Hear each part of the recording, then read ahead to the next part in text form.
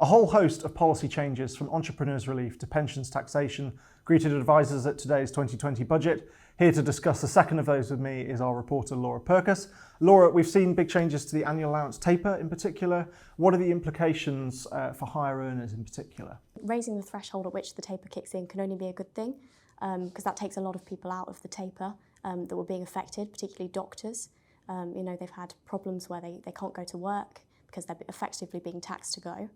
But then for those earning over 300,000 now, their limit of how much they can put into their pensions every year has been lowered to 4,000 from 10,000, which kind of makes pensions as a whole redundant for them.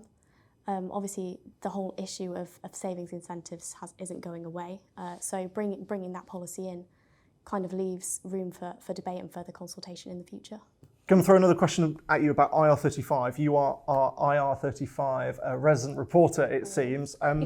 It seems to me that self-employed are in a bit of a vulnerable position right now, what with the impact of coronavirus, but also the IR35 changes that are coming down the line. The government's sort of trying, I think, to soften stuff around the edges so that the rules aren't implemented too harshly, too heavy-handedly.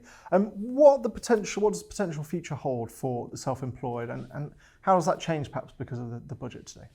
So even though it wasn't specifically mentioned in the budget, IR35 reforms are coming into effect as was planned. And obviously entrepreneurs' relief wasn't completely scrapped, but it was lowered from 10 million, I think, to 1 million, the amount of money that you can use it on in your lifetime.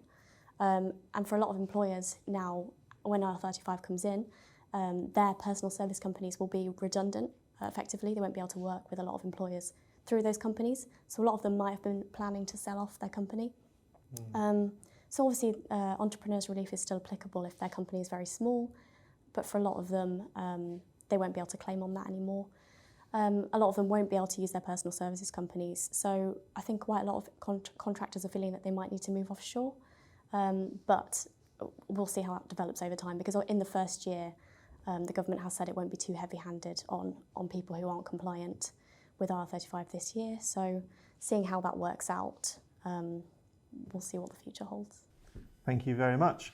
If you have any news, views, or indeed reviews of the stories you've heard today about the budget, do get in touch with us on the news desk at news@citywire.co.uk. We do read everything that you write, and if it's good enough, we might even publish it. Until next time, I've been Ollie Smith. Laura Purkess has joined me today. Thank you very much for watching, and see you again soon.